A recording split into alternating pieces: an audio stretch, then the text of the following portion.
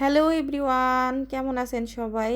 আশা করি সবাই ভালো আছেন। আমিও আপনাদের দোয়ায় অনেক অনেক ভালো আছি। আজকের সকালটা শুরু করে দিলাম চা দিয়ে আর এই যে শুকা রুটি দিয়ে। খুবই ফেভারিট একটা খাবার, মানে হচ্ছে সকালকার নাস্তা আমার এবং আমার বাচ্চাদের সবারই। খাওয়া দাওয়া শেষ করে একটুও বসা যাবে না, শুরু করে দেব দুপুরে রান্না বান্না। কারণ শীতের দিন ছোটবেলা এক রান্না শেষ না করতেই আরেক রান্না বসাতে হয়। রান্না তাড়াতাড়ি আর দুইবার করলেও শীতের দিন একবার খাইলে আবার আরেকবার খাওয়া নাও লাগতে পারেন, কারণ খিদা লাগে না। ছোট দিন তো একবার খাইলে সারাদিন থাকা যায়। আমি তো এইভাবেই থাকি। দেখা যায় কি এই যে এক কাপ চা আর একটু শুকা রুটি খাইলাম, একবারে রাত্রের বেলায় ভাত খাবো এমন। জানি না কে কিভাবে খান, আমি কিন্তু এইভাবেই খাই। আর যদি সকালবেলা নাস্তা না করি তাহলে একবারে সব কাজকর্ম শেষ করে দুপুরে খাবো। একদম সত্যি কথা।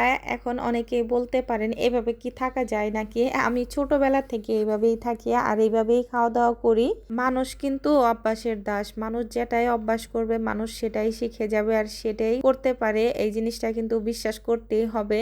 দেখবেন আপনি ছোটবেলায় কত কিছু করতে পারতেন না, কিন্তু বড় হওয়ার পর, বিয়ে হওয়ার পরে আপনি সব কিছু শিখে যাবেন। আর একটা সময় দেখবেন এমন পারফেক্ট ভাবে করবেন যে নিজেরটা নিজে দেখে অবাক হয়ে যাবেন। সত্যি আমি এটা নিজের মধ্যে দেখে আমি নিজেই অবাক হয়ে যাই যে এই জিনিসটা আমি পারতাম না। কত সময় কত মানুষের কাছে জিজ্ঞেস করতাম, বলতাম এটা কিভাবে করে, আমাকে একটু দেখাই দাও, আমাকে একটু বুঝাই দাও, বা আমাকে এই জিনিসটা রান্না করে দাও। কিন্তু এখন আলহামদুলিল্লাহ সব জিনিসই নিজের হাতে করতে পারি আর আলহামদুলিল্লাহ পারফেক্ট হয়ও। কোনো জিনিস করতে গেলে আর কাউকে এখন ডাক দিতে হয় না, আর কতটুক ভাতে কতটুক পানি লাগে একটু শিখে দাও এরকম আর দেখা লাগে না। এখন আলহামদুলিল্লাহ সব কিছু করতে পারি।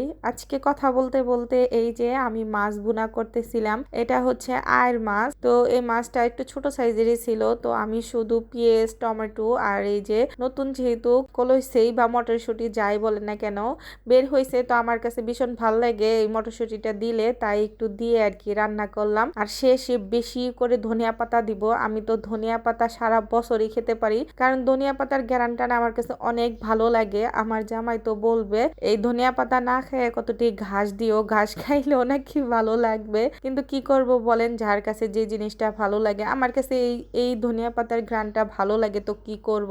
এখন আমার দেখা যায় কি আমার ঘরের আমার বাচ্চারা, আমার হাজবেন্ড সবাই খায়, কেউ আর অপছন্দ করে না, অনেক মজা করেই খায়। আর তারপরে রান্না করছিলাম গরুর মাংস।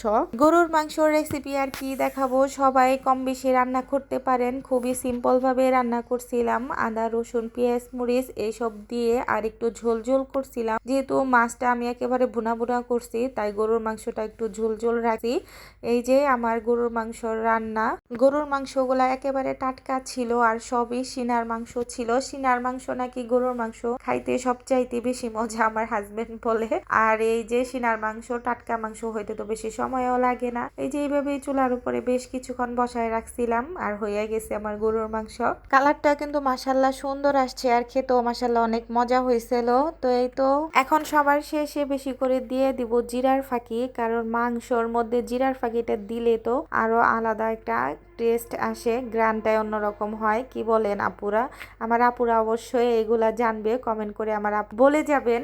তারপরেই তো হচ্ছে আমি সব কাজকর্ম করে নামাজ গোসল খাওয়া দাওয়া সব শেষ করে এই যে আপনাদের সাথে একটু শেয়ার করলাম। আর এটা হচ্ছে সন্ধ্যার টাইমে আমার হাজবেন্ড নিয়ে আসছিল চটপটি, চটপটি খাইতেছিলাম আর খাইতে খাইতে আপনাদের কাছ থেকে বিদায় নিয়ে নিব। কেমন লাগলো ভিডিওটা অবশ্যই কমেন্ট করে জানিয়ে যাবেন। ভালো লাগলে একটা শেয়ার করে দিবেন। সবাই পাশে থাকবেন, সবাই ভালো থাকবেন। আসসালামু আলাইকুম, আল্লাহ হাফেজ।